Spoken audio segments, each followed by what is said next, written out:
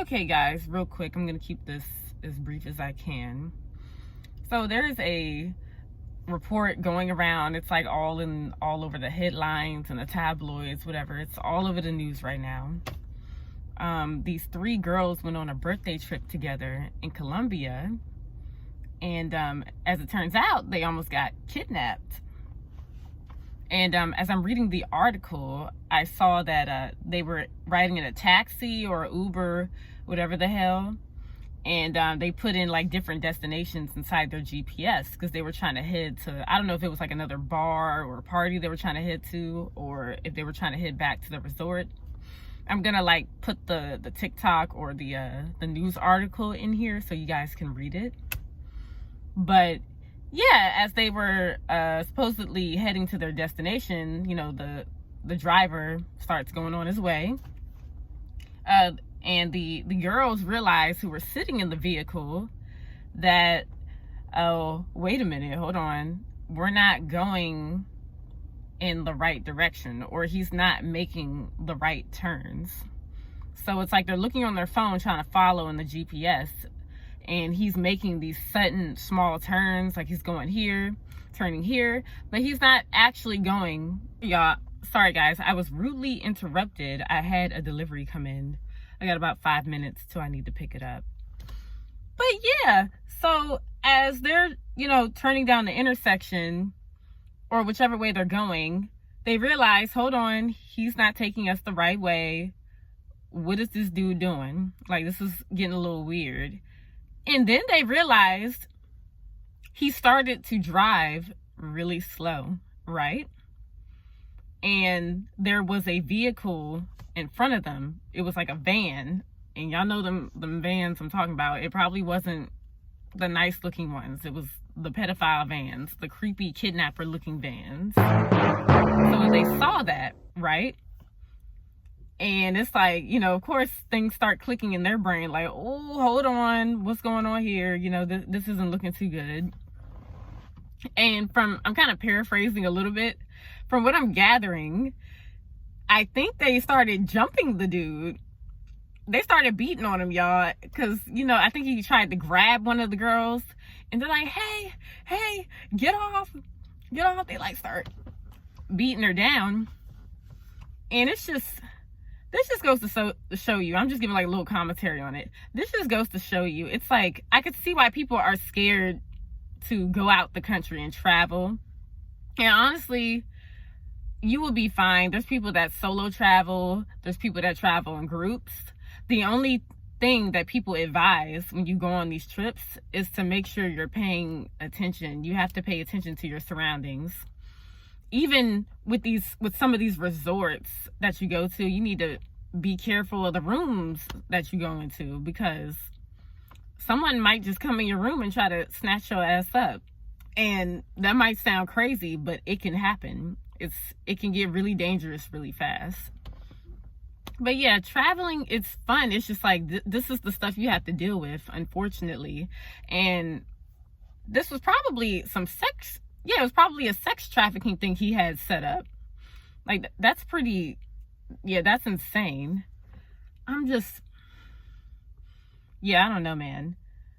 Something like that, I'm glad that girl was not by herself. That's why it's good to travel in a group. I'm glad that she wasn't by herself. She had her other two friends there to look out for her and protect her.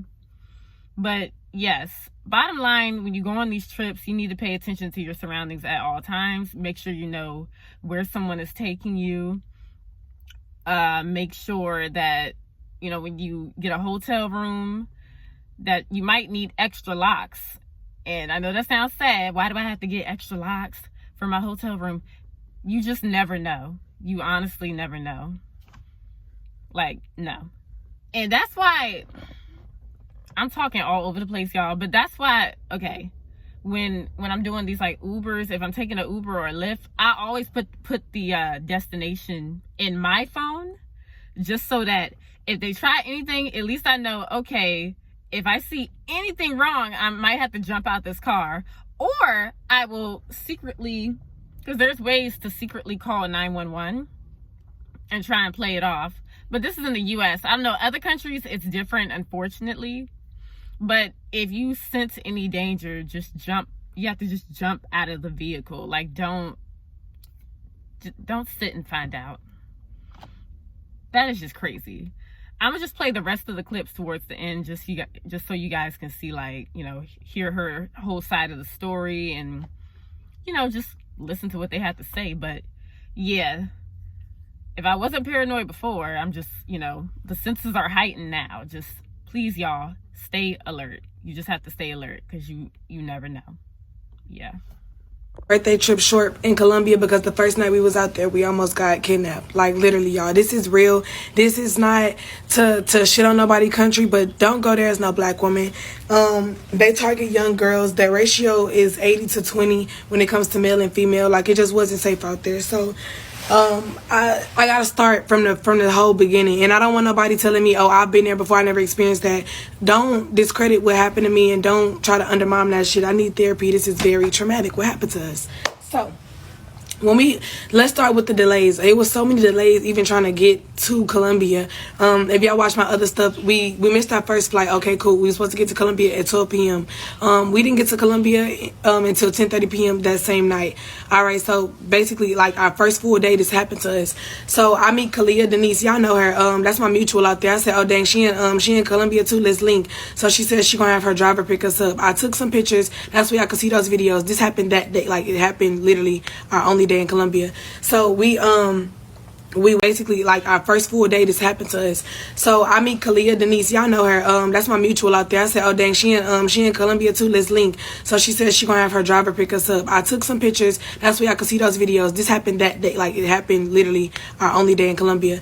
So we went on the party bus. We cool. We drinking their beers. We're talking. We're laughing and stuff. When we stopped to our first stop to the locals, they trying to sell us the green stuff. And I'm not gonna lie, we was thinking about purchasing, but it looked like the how it looked and the price of it. He was trying to, like, sell it to us. We were just like, nah, we don't need it that bad. We bought, like, a fan. We bought maracas and, like, a satchel or whatever. So this, like, after we got off the party bus, everything went haywire. So we got off the party bus. Kalia was like, do y'all need a oh, I forgot to add this part. When I told Kalia how many delays we had, she was like, oh girl, I would have went home. So now all of this, it was so many foreshadowing events that happened. When we told her we didn't want to ride with her driver anymore, because that's how we got to the city. Her driver took us. She has a personal driver. That's why she stayed in Colombia. When we got there, we was like, no, we'll just go by ourselves to the club, and then we'll just get a ride back. We'll take a yellow taxi. You're not supposed to take a yellow taxi out there. They tell you, the locals will tell you that Uber is illegal because it doesn't give you tangible evidence on who they are and how to track them. So that's how we got into that's how that happened.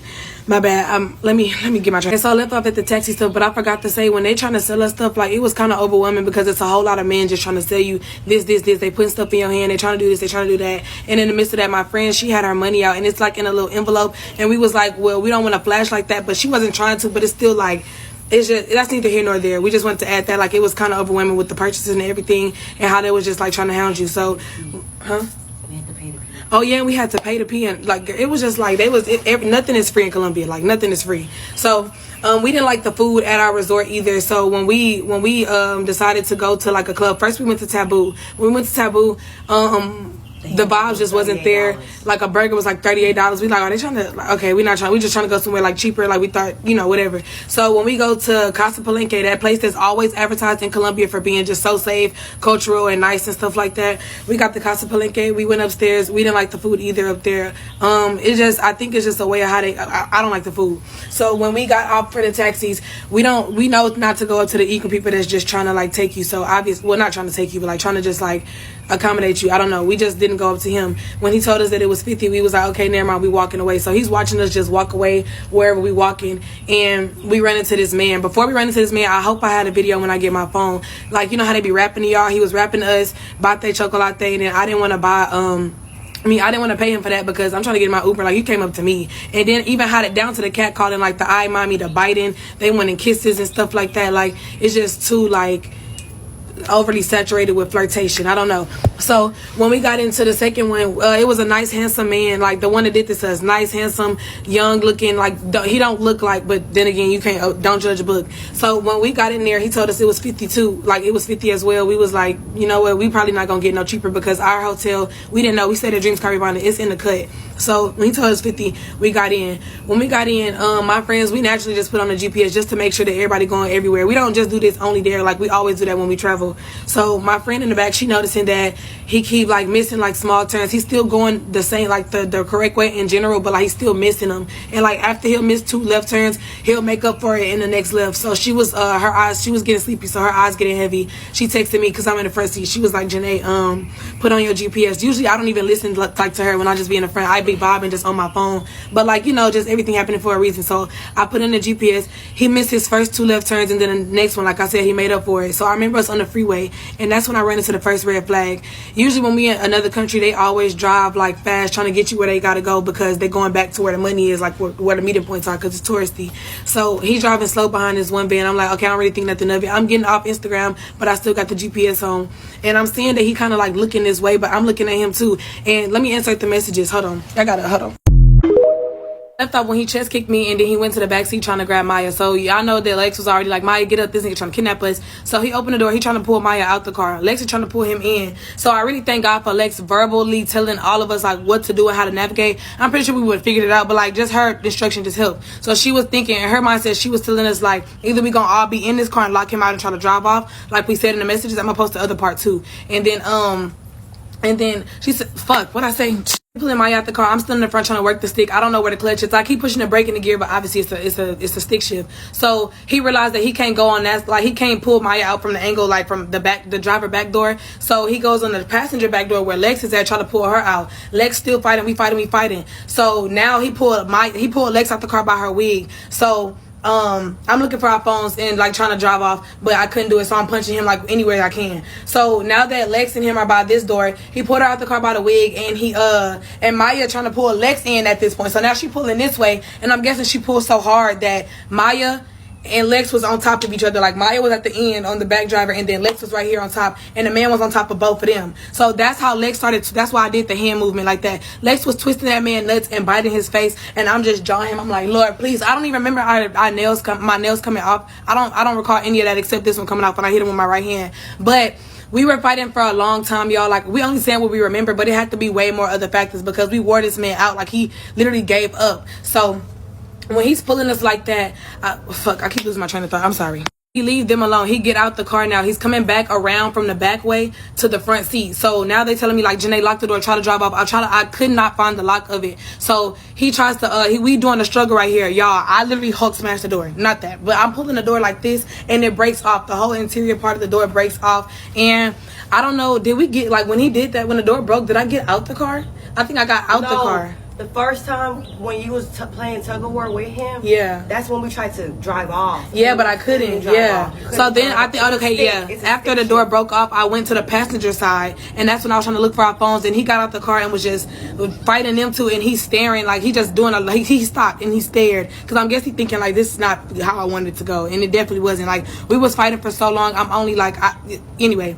So now I'm thinking like fuck, we at least need one phone. So Lex started running off. As she's running, I'm holding on to the car like this. I'm holding on to the passenger car as the door is open in a fetal position like this. He's driving, trying to brake check me. He drove for like 30 seconds, 30 miles an hour for like 5 seconds, and he broke. And I'm like, bitch, I ain't falling out. I'm in this hole. I'm like, bitch, I need my phone. And then we gave up. He started cussing at us. He get out the car. He throw Lex wig like out the car, and then he throws his piece of car that we broke off in the car, and then he tries to reverse, and then he's trying to turn around. So as he reverses, I'm thinking he's trying to hit me and Maya. I'm like, this bitch I think he's gonna try to hit us, but then he drives off. As he's driving off, he don't stop. Like, no, he stops, and then Lex is all the way at, like a little, she's like probably like 30 feet away from us because she was running, and she's telling us, y'all come on, we gotta run. She running, she praying, she repenting. And as she's running, we see these 3 motorcycles. One of them was security, and 2 was like other random people. We don't know who y'all are. We literally just ran and screaming help. I'm screaming ayúdame and help. I mean in Spanish. And y'all, Lex tried to hide behind, she tried to hide behind a pole, thinking that was gonna like help them not see her. Girl, they already saw us. We like, no, we don't want to talk to y'all. Fuck no, we running. So this the part 4. It's about to probably be the final one. No, I don't know yet. Nobody helped. No, like we had like a long road until we got to the hotel. So that's what happened. Like it was pitch black. There really wasn't nobody else around except for like little worker spots and other hotels if we were lucky. So when we were running and we finally got out the car, we were running and we saw this man in a trailer. He had like his flashlight and like was waving and it was like hello, speaking in Spanish, because I was saying ayúdame, but you can't help us. So we ran to this other hotel before we got to ours. We tell these security guards, we thought we was at our hotel. We didn't know we was still that far in the cut. It was literally a whole mile away. We only ran for a quarter mile. So when we got up there, they telling us calm down. We like, what y'all mean calm down? Like this just happened to us. Like I'm shaking, I can't even hold my hands straight like this. I'm showing them, they like looking at us like, why I ain't got no shoes on. We telling them we don't have no phone. Somebody asked where our phones at. They're still in Colombia. I'm gonna get to that too. I'm trying to get everything in this one thing. So what did I say? Okay, so he got the phone in our face and he's making us do Google Translate. He's telling us like, where do y'all stay? I said we stay in Dreams Caribana. Take us back to the hotel. But in the middle of us trying to stay sane, we still tripping because it literally just happened. So we crying. Then Lex get hysterical. She said, are y'all in on it? So now I'm thinking that's a real possibility. We looking around. They started laughing at us. Yeah, they started chuckling like about something. They probably was laughing about something else. I was like, what's funny? Like, what yeah, the we fuck asking is funny? like what's funny, and then Maya, she getting hysterical too. She trying to sneak through the gate that's obviously locked. She trying to like squeeze her body. They're like, hey, don't do that. And we like, okay, don't trip out because like, Lex got a son. Like they could have shot me in my back. Yeah, but her whole mindset was thinking, well, if I get through their gate, I'm gonna go to somebody else's lobby so that lobby worker can help us. We thought they were in on it for a long time because they were talking in the microphone, but we didn't know what y'all were saying. Whole time they was talking to the hotel, so they asked us what room do we stay in. They was like, Don, they was telling me don't give them our room number. Hell nah. I'm thinking like it don't even matter because we're leaving tonight, like today, like seriously. So I lied and I told him our room number the next door over. I said 443. So they came back and they was like, who is Chantel? I said, oh fuck, okay, they know I lied. All right, so 442 is where we stay. I told them 442 is where we stay. Help us. So they said the hotel was coming to get us. And we like, when we not waiting? What you mean they coming? Like we gotta wait here? What do y'all mean wait here? Like I said, still speaking through the Google Translate. So he telling me no, they coming right now. I said okay. So when the car got here, it was an unmarked car. We looking like hell no. Like I'm thinking, what, it can literally happen again. That's a real thing. People be in on it, acting like they just safety and trying to yeah, cousin of a cousin. Like we don't know nothing about that. So we told the security guard that finally calmed us down. Like I even cried in his arms just a little bit. But I still forgot to tell y'all, I was giving so much things. I would literally have my hands up. I'm like, Lord, let us use the right discernment. Thank you, God. Thank you, God. I almost dropped to my knees, but I didn't want to be dramatic. Well, no, that ain't even dramatic, bitch. That's thankful, like literally. So I'm thanking God. Anyway, so we told the man from the security man from the previous hotel, ride over there with us.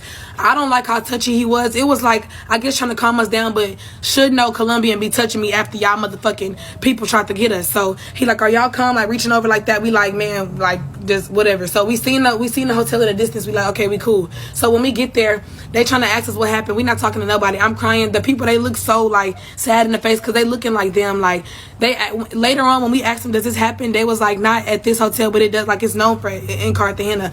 We never knew that. So we rushed past them. We told them a little bit of it, but we all going together because we don't have our phones. We go straight to our iPad. Luckily, all of us have iPads. So we calling our people. We crying. We hysterical. And then we go downstairs. We wait for the police to come. One of our friends was like, I really don't feel safe because like the hotel is open, and like I said, we don't know nothing. We're not trying to trust nothing. So we go back upstairs and they call us and tell us when the police here. The police, we had our tracker, like he turned our phones off, obviously. I'm about to show y'all that too. Alright, so this is my phone, still is to this day. It was 12 minutes from the airport when I like last tracked it. So the police was asking us like, do y'all they said the Colombia law is different and we gotta like to be able to get him prosecuted, we gotta go there to self-identify him. I'm thinking they have a Sprinter van to pick us up in and stuff like that. I'm thinking it's just like a police car. Any police car doesn't have no doorknobs on the inside. Now we in a van, just our luck, y'all take us to the address where it's the fucking cartel slaughterhouse. We open the door and then now we subject back to this bullshit. And then like I said, police be in on it. I don't care. Like in third world countries, they're known for the cartel running it, like the cartel running the government or the cartel being the government. So anyway, we was like, nah, we not doing that. You need to go find it. We can give y'all the coordinates and stuff in the WhatsApp so y'all can communicate with us, but we're not giving that. Then they asked to take our Maya iPad. Maya was like, well, it's the only device I got. Like shit, like we trying to find the other devices. We not doing that. His location changed like 5 times though. The reason why we was saying no, because it's 40 minutes away from where we at. That's 40 minutes there, finding him and then coming back. That's like a total probably of like 3 hours. We're not doing that. So when they finally drove, they drove over there and they called us when they got up there. They found 3 different taxis and we was like, well, there's distinctive features. Like like the tint. It looked like the previous victim probably was trying to scratch the tint of the window. I broke the door. Maya phone is in there. All of our shoes are in there. Like, we literally was running bare feet in the streets of Colombia. Feet was black as hell. So they found one car. They didn't want to look through none of them because they didn't have probable cause, even though our phones are probable cause. So they go to this one man, and they was like, we're gonna call y'all back. We're gonna try to call the owner of the taxi and ask them could they unlock the door. If our person is a criminal, they're not gonna unlock it. And then we gave them a description. The person that they found was the exact opposite. We said he was Moreno. That means dark, with a goatee, and he was young. They gave us an old, light-skinned, yellow-bone Colombian man with no facial hair, just old as shit. And then they had us. They had him keep moving the car to see if the GPS moved. We was like, y'all keep worrying about the car and the driver. If you find the missing features, you're gonna find the car. So obviously that wasn't the car anyway. So we left that alone. We was like, the police really weren't trying to help. They probably was just trying to do enough for us to get off their back. And in the same sense, we was like, in the same sense, they probably wasn't trying to be too helpful because, like, you're alive. That's already a blessing in itself, which you right. So our flight was at 1. I think this was at 3, 4 in the morning. At this point, nobody's going to sleep. Our parents keep checking in, keep praying on us, keep calling us and stuff like that. We ate breakfast and we went to the hotel. And we went to the airport, and that's basically it. I think I might need to make another one for like closing remarks and foreshadowing and shit. Yeah. But we went to the airport. We found our phones. He put my phone in the lake. Yeah, he threw my phone in the lake when we was my friend phone in the lake when we was still like checking our stuff, knowing that we ain't gonna go get it anyway. But mine was 12 minutes away at the city of Palenque at that monument that they stopped at, and hers was in the lake somewhere. And Lex couldn't track hers because she don't know her iCloud. But the last video, y'all don't really have to watch that. That's just like closing statements, foreshadowing, Kalia's thoughts, all of that, because it kind of tied in. Like, once you start thinking about everything, it's like, damn, all the signs were there. We are truly God's favorite, and we wore that nigga out. We was not going in or out, because my whole thing was, I'm not finna have survivor's remorse and tell my friend's story, oh, she fought a good fight, or oh, I couldn't save her. How would I look my friend's mothers in the eye and say some shit like that? So yeah, that we was all drunk at the pool taking those pictures in our swimsuits, and then later on we had no desire to drink. Like, they gave us 2 bottles because it was an open bar on there, and then we also had like a Smirnoff and like the Colombian beers. After that, we didn't have no desire to drink. We wasn't even drunk. It's just a sign within itself. Also, when we were talking about, we were just talking earlier about cutting people off, Lex was like, I'm about to start using my discernment more. I should have cut such and such off way like ahead of time. I thought that was pretty, like, just ironic and stuff. And then on top of that, we was talking about DV when we was at the Casa Palenque restaurant. We was like, I just can't see my friend get beat up. Like, if anybody touch y'all in front of me, I'm gonna go for what I know and do what I gotta do. And we were talking about how we just lead together, stay together. Like, it's just all so crazy that all of this happened before all of that happened. The naysayers are saying we made it up. I didn't do any of my excursions because we had to leave. Like, when I said tomorrow, I meant that day. Like, when we got all that stuff happened at 1 in the morning, a couple hours later we had to go paragliding, but we didn't do any of those things. As far as phones, we never got our phones back. We were on our iPads calling our parents, and then we all ordered phones like that same night so they could come when we got there. People that was trying to get on us for letting our friend go to sleep, we're thinking we're comfortable, not saying that she should have fallen asleep, but I didn't know she was sleeping, so I look back just randomly and I see, oh, she's asleep. But I'm thinking, okay, we good, we got her, and we did have her. And I also, at first I got kind of sad and mad at myself because why the fuck didn't we wake her up? But then now I'm glad she fell asleep because he only saw us 2 as a threat. I'm thinking he probably thought that we were going to run away and then just let her be sleeping. Then by the time we get out and we out the car, she don't have time to wake up, maybe something like that. I also wanted to add, when I said God woke me up in the lick of time, I wasn't asleep in a deep sleep. I dozed off for literally 10 seconds, and when I did wake up, that's when I noticed that he was going the other way. I was never like sleep for longer than 10-15 seconds. I literally got sleep because I was cold, woke up, right time, God told me. I also don't think this was planned, because had it been planned, I feel like he would have had his ducks more in a row. When we were fighting, he had his phone in his hand for some of the parts, and I'm thinking if we would have let up just even for a little bit, he would have took his phone out and called back up and stuff like that. But the 3 motorcycles, that could have been a coincidence, but then again, why security riding on motorcycles at night? So maybe he did have it. I really don't know, but I didn't see him on his phone, for real. You might see us laughing, but none of this is funny, truly. And sometimes I even get survivor's remorse, like, damn, like, imagine if one girl was off point even a little bit and now she's not alive to tell the story or free to tell the story. Like, our parents call us every day. It would have been out the ordinary. Imagine what they had to go through. What if they didn't have enough funds to get to Colombia and try to look for their daughters? And then when they got to Colombia, where do you go from there? Because all of our phones, like, yeah.